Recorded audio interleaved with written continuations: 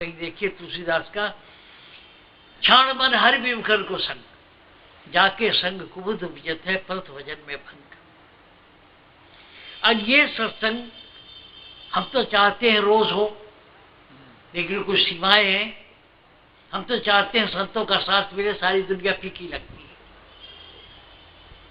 संतों या भक्तों का साथ मिले, सारी दुनिया फीकी है, ले जाओ। राम बुलावा भेजिया दिया कबीरा रोए, जो सुख सत्संग में सो वैकुंठ न होए। जो आप लोगों से मिलने की आतुरता रहती है, मेरा बस चले तो भरोस करो, चले रहो भाई। जहां सिर्फ भक्त रहे हम रहे, इससे ज्यादा सुख कहीं नहीं है। ये आप ही नहीं, हम भी आपके लिए तरसते हैं।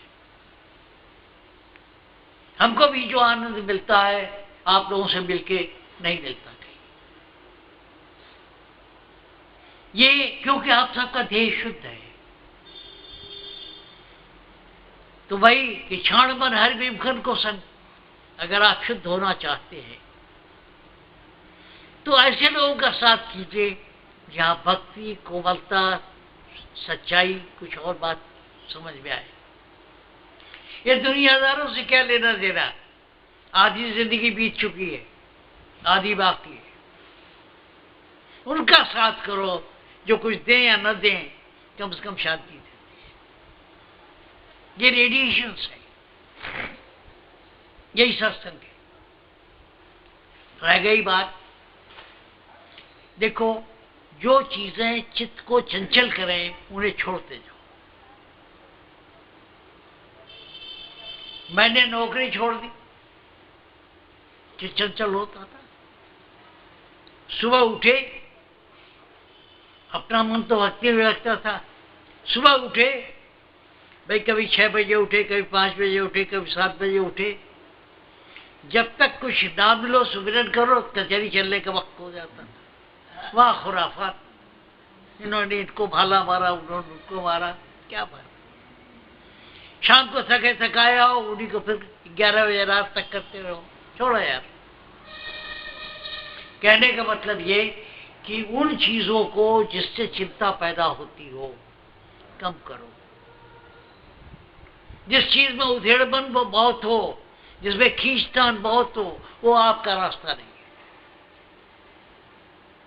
महर्षि जी ने भी कहा है कि जिसमें खींचतान हो वो आपका रास्ता नहीं है, अगर आप शुद्ध होना चाहते हो तो। कि जो चीज बड़ी बड़ी कीमती हो, आपका चित्त चंचल करती हो, तो क्या फायदा। कहना नहीं चाहिए, बात याद आ गई। सरदार हरविंदर सिंह बहुत बड़ी जायदाद थी पठानकोट में, 10 मुकदमे चल रहे थे। वहां से पठानकोट से इन्होंने पूछा कि भाई ये मिल रहा है। हमने कहा 1 करोड़ मिल रहा है, मिलना चाहिए और, लेकिन हमने कहा यार छोड़ो, तुम्हारा खून चूस रही है। करोड़ों की जायदाद छोड़ के इन्होंने जब से कम किया, इनकी चिंता आधी हो गई। हमने कहा मालिक यही देगा तुम्हें। वो सोने की हंसली लेके क्या करेंगे, अपना गला कटवाने के लिए। असल में दिक्कत क्या है, हम हर जगह लाभ हानि देखते हैं, हम मुनाफा देखते हैं।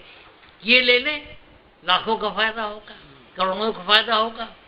तो या तो तुम ये ले लो, और नहीं अगर शांति चाहते हो तो वो चीज ग्रहण करो, वो चीज लो, खरीदो जिससे चित्त चंचल ना हो। बड़ा कीमती होता, मैं हाईकोर्ट सुप्रीम कोर्ट होता तो क्या होता। जो हमारा समय जा रहा है, जो चित्त चंचल हो रहा है, बेकार है हमारे लिए। हीरा भी हो, जवाहरात भी हो, ये केवल उन साधकों के लिए जो वाकई चाहते हैं। धीरे धीरे अपनी चिंताएं कम करो। जब चिंताएं कम करोगे तो कुछ मिलेगा। आप उन चीजों को मिर्च मसाले ज्यादा डालोगे तो क्या होगा, चित्त चंचल होगा। वो खाना खाओ जिससे चित्त परेशान न हो। लोग बहुत ही, हम भी मजबूर हैं, तीखा खाना ये वो खाते हैं, लेकिन आप सोचो परेशानी कितनी होती है उसके बाद। कम करो। जिन चीजों से आपको चिंता पैदा होती हो उन्हें दूर करो। मैंने क्या कहा, जिन लोगों की संगत से चित्त चंचल होने लगे उन्हें दूर रखो, कम मिलो। जिस भोजन के खाने से चित्त चंचल हो, शरीर परेशान हो, वो कम करो। बड़ा कीमती है, दूसरों के लिए है, आपके लिए क्या। आपको चित्त की शांति चाहिए। हम सब यहां इकट्ठा हुए हैं अपने चित्त को शांत करने के लिए। दूसरी, मैंने क्या कहा, सबसे आसान है पहुंचे हुए संतों का भजन करो। कुछ नहीं, सबसे आसान तरीका है। अकेले बैठो कहीं, जब मौका मिले, कभी नानक, रैदास, किसी का भजन, मीरा, मस्ती आएगी। और नहीं, दुनिया के चक्कर में छोड़ो, दुनिया वालों की बात छोड़ो। ये एक चीज खरीदते हैं, अपने लिए चिंता खरीद लेते हैं। ये माल बड़ा अच्छा है, सस्ता मिल रहा है, ले लो। उसके बाद चिंताएं कितनी आ रही है, तुम्हारा खून चूस रही है, तो जायदाद किस प्रकार की जो तुम्हारा खून चूसे। ये साधकों के लिए मैं कहता हूं, जो साधन करना चाहते हैं, इस दुनिया के पचड़े से निकलना चाहते हैं, उनके लिए आसान रास्ता ये है। लेकिन हम लोभ में आ जाते हैं, हम लोभ में आ जाते हैं और अपनी गर्दन फंसा देते हैं। अगर इससे निकलना चाहते हो तो उन लोगों का साथ करो जहां शांति मिलती है, वो चीजें पढ़ो जिससे शांति मिलती है, वो भोजन करो जिससे शांति मिलती है। दुनिया के कहे मत चलो। फिर जहां चित्त ठहर जाए, एक जगह अगर चित्त ठहर गया, गुरु मिल गया आपको, उससे कीमती कोई चीज नहीं। मैंने अनुभव किया है कि जब सच्चा साधक कोई सच्चा गुरु पा लेता है तो एक अजीब किस्म की शांति मिलती है, जिसे शब्दों में नहीं कहा जा सकता। जब गुरु और शिष्य का मुलाकात होती है तो एक अजीब किस्म की रेजोनेंस पैदा होती है, शांति मिलती है। कुछ दिन अधिक, फिर भी एक अजीब किस्म की शांति मिलती है। मैंने ये अनुभव किया है और मैं चाहता था कि वही तासीर पैदा हो। ये जो अड़खंजा इधर उधर किया, वही किया कि वो फिर वातावरण पैदा हो जहां बगैर साधन किए हुए हमको मुक्ति मिले। गुरु मिले फिर काहे कमाना। सिर्फ उसके संपर्क में बैठो, अपने आप एक अजीब बस्ती। राधा स्वामी, आज एक नई शुरुआत हो रही है। कुछ ऐसा हुआ जिसको आप लोग जानते हैं कि सत्संग के लिए जगह नहीं मिल रही थी। सालवान स्कूल नहीं मिला, यहाँ शुरू किया गया। अच्छा ही हुआ, क्योंकि यहाँ का वातावरण अपने आप में इतना शुद्ध है कि आदमी चुपचाप बैठे तो अपने आप ही सत्संग होता है। यहाँ पर खुला हुआ वातावरण है और मालिक की दया है, हमको तो यहाँ का रेडिएशन बेहतर लगता है। आप लोगों को पहली बार आना हुआ, असुविधा हुई, लेकिन जिनको मैं चाहता था वो सब पहुंच गए। जिनको चाह राम की साधो, राम उन्हें मिल जाते हैं। हम जिन सत्संगियों को चाहते थे कि वो जरूर पहुंचे, वो पहुंच ही गए किसी न किसी तरह से। आइंदा मैं समझता हूं कि ये बस अड्डे के पास इस सड़क पर जो ये सोनीपत चंडीगढ़ जाती है, इस पर कुदसिया पार्क के पास जो बस स्टैंड है जहाँ अग्रवाल साहब बैठते हैं, वहाँ पर 10 बजे गाड़ी मिलेगी। ये गाड़ी पहचान लीजिए, आप लोगों के सहयोग से ये गाड़ी हुई है। ये गाड़ी वहाँ रहेगी और वहाँ 10 से 11 के बीच में जो लोग पहुँचेंगे उन सबको यहाँ पहुँचाने का इंतजाम किया जाएगा। पहली बार आप लोगों को सुविधा हुई। अब सोनीपत वाले 12 बजे कह रहे हैं, मैंने 10 बजे कहा था। अब 11:30 बजे अगर पुकार करेंगे दिक्कत होगी। एक समय निश्चित कर लीजिए, जो भी हो वहाँ से संसदीय यहाँ आ जाएगी। मैं कोशिश इस बात क्या करूँगा कि कम से कम सवारी आप लोगों के लिए उपलब्ध रहे। ये गाड़ी पहचान लीजिए, मंदिर की गाड़ी है और आप लोगों की सेवा में रहेंगे। देखिए, ऐसा है, कंडे की राख की तरह हमारे ऊपर बहुत सारी राख जमी हुई है, उसको हटाने की जरूरत है। वो हट जाए, कंडे पर राख जम जाती है, उसे फूंक के हटाओ, धीरे धीरे वहाँ आग दिखाई पड़ती है। हम सब में भक्ति मौजूद है, उसको जगाने की जरूरत है। गुरु यही करता है, उसे जगाता है। ये लोग भजन पढ़ते हैं, सुरत अपने आप चढ़ जाती है, सुरत चढ़ जाती है, कोई दिक्कत नहीं है। इसलिए जरूरी है कि आप लोग जिसके कुछ नहीं हो रहा है भजन ही गाओ। लेकिन किसका? या तो शिव सतसागर का भजन शुरू करो, या किसी पहुंचे हुए फकीर का, कबीर साहब का, नानक का, मीरा का। इन लोगों के भजन में क्या बात है? अभी कुछ ये लोग पढ़ रही थी, जो बाजारू लगा। इन संतों ने जो अटपटी भाषा में कहा है, उसमें उनका अनुभव है, वो कुछ और चीज है। जो बेढंगी भाषा में ये संत कह गए, क्योंकि वो अनुभव में पारित है, अनुभव में भीना हुआ है, इसलिए उसको अगर आप पढ़िए तो वही भाव आ जाता है। ये अनपढ़ जितने संत थे, उनकी कविताओं में आज भी 500-700 साल के बाद भी वही तासीर है, वही खुमार है, वही बात है। ये आज के जो लोग फिल्मी गीत लिखते हैं या और लिखते हैं, कविताएं लिखते हैं, ये हलक से लिखते हैं, हलक कहते हैं इसको। और ये लोग, इन संतों ने जो लिखा वो कलीजे से लिखा है, उनका अनुभव में भीगा हुआ है, इसलिए उसकी तासीर अलग है। वैसे आप सब आजाद हैं, लेकिन अगर इन पुराने संतों का पढ़िए, खास करके भक्ति काल के संतों का, तो एक अजीब तासीर है। दूसरी बात ये कि हर संत ने अपने अपने अनुभव किए गए हैं। संतों के अनुभव में क्या है?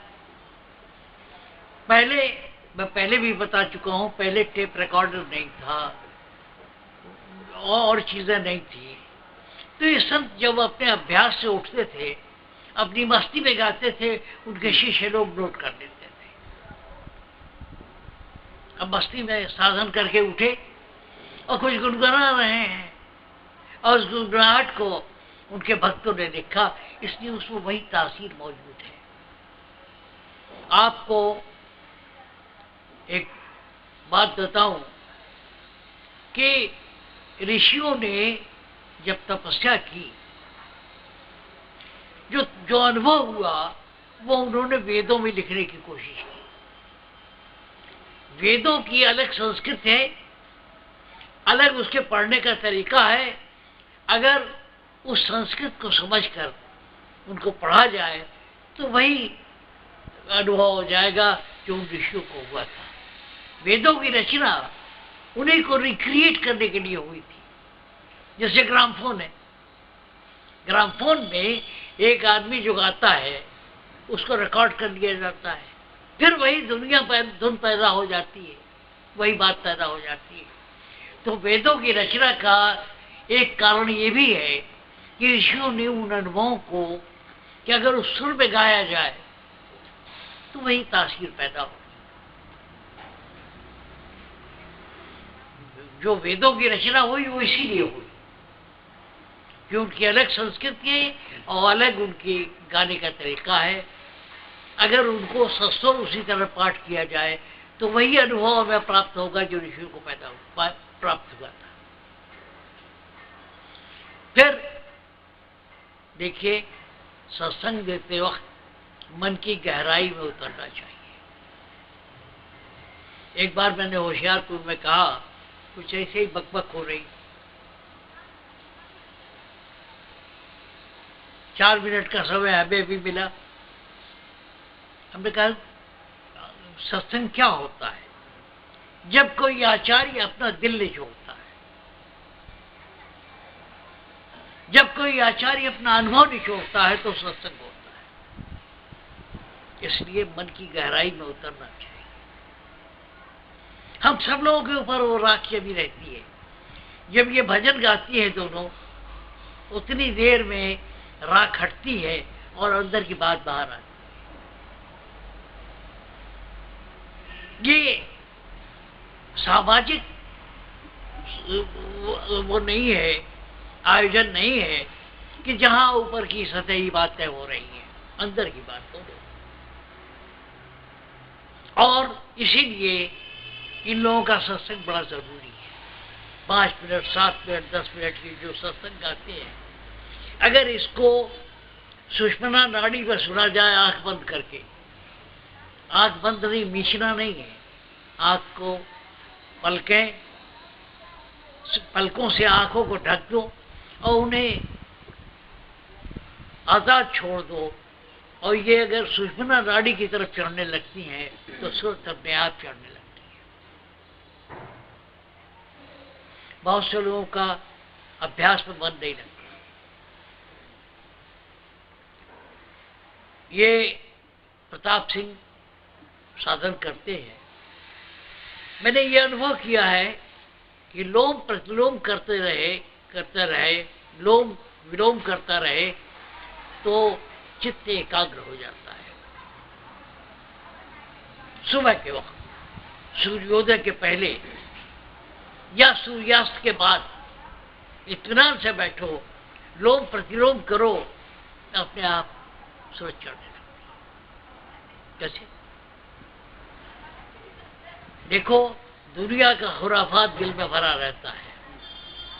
जब किसी पहुंचे हुए संत का एकाध भजन गाओ, मन शुद्ध हो जाता है, सारे विकार हट जाते हैं।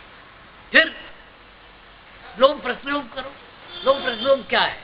एक तरफ दबा लो दांत और जैसे सीढ़ी चढ़ते हैं उस हिसाब से सांस खींचो। 8, 9, 10 जो भी होगा, जितने में निकला उतने में दूसरी तरफ से निकालो, दुगना। अगर 10 में सांस चढ़ी है तो 20 में बाहर निकालो, फिर 10 में खींचो, 20 में बाहर निकालो। 3-3 बार अगर इधर से इधर कर लिया जाए तो चित्त एकाग्र हो जाता है, सारे विकार, सारे रेडिएशन खत्म हो जाते हैं। लेकिन राधा स्वामी मत में इसका अभ्यास वगैरह का नहीं कहा गया, लेकिन ये भी एक तरीका है मन को एकाग्र करने का। हम समाज में रहते हैं, हर तरह के लोग से रेडिएशन सबका हमारे पास होता है।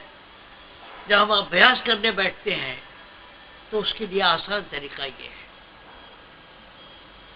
लोम प्रतिलोम करने से आपके आसपास की जो रेडिएशन है वो शुद्ध होने लगती है। बहुत से लोग हैं जो यही करते हैं, जो गुरु बने हुए हैं, लेकिन आगे नहीं गए। उनको संत मत की शिक्षा भी होनी चाहिए थी। योग जो है चित्त को एकाग्र करने के लिए है और फिर चित्त को आगे ले चलने की बात है। लोग करते हैं, बहुत से लोग योगी हैं, लेकिन योग ही सब कुछ नहीं है, योग लक्ष्य नहीं है, योग साधन है, सीढ़ी है। योग जो है सब कुछ नहीं है, इसीलिए वो मुक्त नहीं हो पाए। कोई राजनीति में चला गया, कोई कहीं चला गया, कोई कहीं चला गया। योग एक साधन है चित्त को एकाग्र करने का। दूसरी बात यह है कि जो साधक हैं वो अपने आचरण पर, अपने किए कराए पर विचार किया करें। जो अपना आचरण है दिन भर का, उस पर विचार किया करें कि कहां कहां हम चूक गए, कहां हम गलत बोल गए, कहां हम नाराज हो गए, कहां क्या हो गए। इसको कहते हैं आत्मविश्लेषण। अगर अपने आप को, अपने किए कराए पर 24 घंटे की बात को आप सोचिए, आपकी नजर में जो चीज बुरी लगी, अगर आप उसे महसूस कर लेते हैं तो संभवतः वो धीरे धीरे निकल जाएगी। एक दिन में आदमी बनता नहीं। जिम सद्गुण सज्जन पर आवा, तरीका क्या है कि आप धीरे धीरे धीरे धीरे अपने विकारों को दूर करते जाइए, मन शुद्ध होता जाएगा। एक दिन में काबू करना चाहोगे नहीं होगा। हर शाम या सुबह या जब मौका लगे, अपने किए कराए पर, हम रोज गलतियां करते हैं। कहीं गलत जगह नाराज हो गए, कहीं गलत जगह खुश हो गए, कहीं फिजूल खर्ची कर बैठे। तो हर चीज है। कभी कभी कुछ न करो, 15 मिनट अपने आप से मुलाकात करो, चुप बैठो और देखो कहाँ कहाँ चूक हो गई आज। अगर ये बार बार करते रहेंगे तो आप स्वयं शुद्ध होते रहेंगे। मजबूरी हमारी ये है कि हम जंगलों में और एकांत में रह नहीं पाते। हमें बिजनेस करना है, हमें ये करना है, रोटी कमानी है, वो करनी है, तो तरह तरह के लोगों का संस्कार हमारे ऊपर पड़ने लगता है। दूर करने के क्या तरीका है? जब कभी मौका मिले, अपने किए कराए पर आप नजर रखो। जो आपको अपनी नजर में गलत लगे उसे महसूस करो और कोशिश करो कि आगे ना हो। कभी कभी हम गलत बात बोल जाते हैं, कभी हम गलत जगह नाराज हो जाते हैं, हम सभी करते हैं। यह आत्म सुधार का तरीका है, आत्म सुधार का तरीका है। दूसरी बात यह है कि दुनिया में हमारी जितनी चीजें हैं, हर आदमी अपना मौकिल बनाना चाहता है, क्लाइंट बनाना चाहता है। हर आदमी चाहता है कि हमारे विचार के सब लोग हो जाए। ये राजनीतिक नेता लोग चिल्लाते रहते हैं, गुरु लोग चिल्लाते रहते हैं, सब अपना चेला बनाने के चक्कर में है। आपके लिए क्या हो, आप क्या करो? सभी जो है अपना उल्लू सीधा करने के चक्कर में। आप क्या करो? आप सबको परखो, जहां दिल जमे वहां आप अपने आप को लगाओ। उसका तरीका क्या है? जिसके संपर्क में आने पर शांति मिले, समझो ये ठीक है। जहां चिंताएं खत्म हो, वो ठीक है। अब रह गई अभ्यास। जब एक जगह ठिकाना बना लोगे, एक अड्डा बना लोगे कबूतरों की तरह, वो दिन भर घूमते हैं और आखिर में अपने अड्डे पर आ जाते हैं। जानवर जितने हैं वो सब हर जगह चरेंगे और आखिर में अपनी जगह ठिकाने पर आ जाएंगे। कभी कभी न भी हो, आप लोग जानवर पालते हो, देखो जानवर अपने ठिकाने पहुंच जाएंगे, भटक के भी पहुंच जाएंगे, उनको कहीं छोड़ दो, वो अपने ठिकाने पर आ जाएंगे। इस तरह आपका कोई ठिकाना होना चाहिए जहां मन टिके, टिकाए। इसी को कहते हैं गुरु बनाना।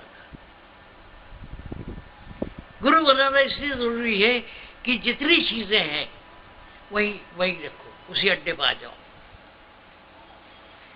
उस अड्डे पर आने एक बार जब आदमी एक जगह स्थिर हो जाता है, मन स्थिर हो जाए, तो सारे रहस्य खुलने शुरू हो जाते हैं। सारे रहस्य खुलने शुरू हो जाते हैं जब मन एकाग्र हो जाता है, एक चित्त हो जाता है। उसके लिए क्या जरूरी है? भाई किसी एक आदमी का पल्ला पकड़ लो, और किसका? जिसके संपर्क से शांति मिले, चिंताएं कम हो, वही तुम्हारा माँ बाप है। इसी को गुरु गुरु बनाना कहते हैं, गुरु धारण करना कहते हैं। जो कुछ भी हो, दुख सुख जितना है, अपना इष्ट बनाओ और वही तुम्हारा कल्याण करेगा।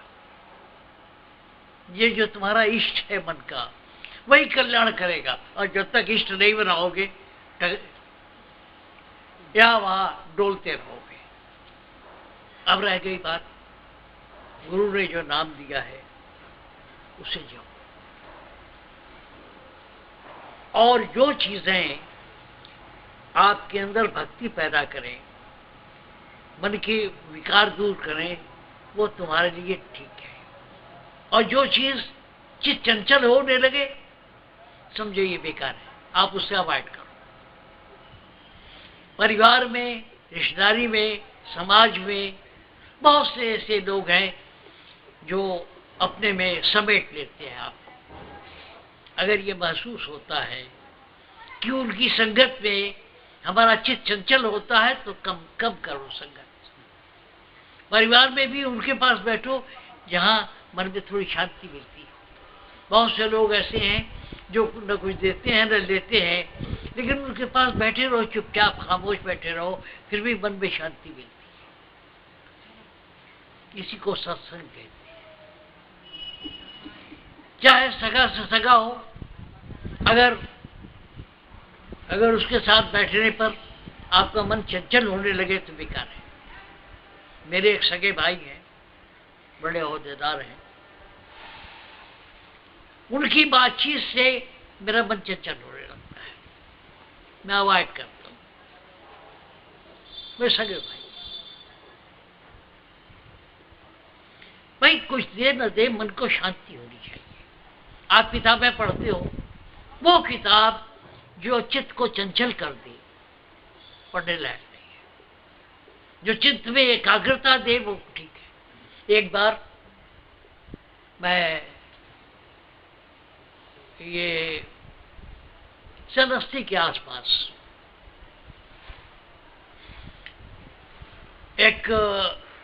मैं एक जगह रहता था सरकारी क्वार्टर में। वहाँ हमारे ग्राउंड फ्लोर पर जो साहब थे, वो वहाँ एक संत पधारे। मैं भी सुना मैंने, और मैं बाबा फकीर के वक्त से संत मत में रहा, या उनके पहले से भी मैं ऋषि जी का संस्कार था। अब मैंने उनकी बात सुनी, उनकी एक किताब थी, कोई मैंने पढ़ी, रात में मन चंचल हो गया। बहुत बड़े महात्मा हैं, मैं नाम लेना ठीक नहीं हमारा है, बहुत मशहूर आदमी हैं, बड़े बड़े आए थे, पधारे थे। तो कहने को तो बहुत से लोग संत हैं, लेकिन उनका रेडिएशन ठीक नहीं है। मैंने आपसे क्या अर्ज किया कि एक तो सगा से सगा हो, अगर उसके संपर्क में आते ही या उसका ख्याल आते ही आपका मन विकृत होने लगे, तो छोड़। मीरा को उनके परिवार वाले बहुत तंग करने लगे, तो मीरा ने तुलसीदास को खत लिखा कि मैं क्या करूं महाराज, मेरे घर वाले ये कर रहे हैं, वो कर रहे हैं, वो कर रहे हैं।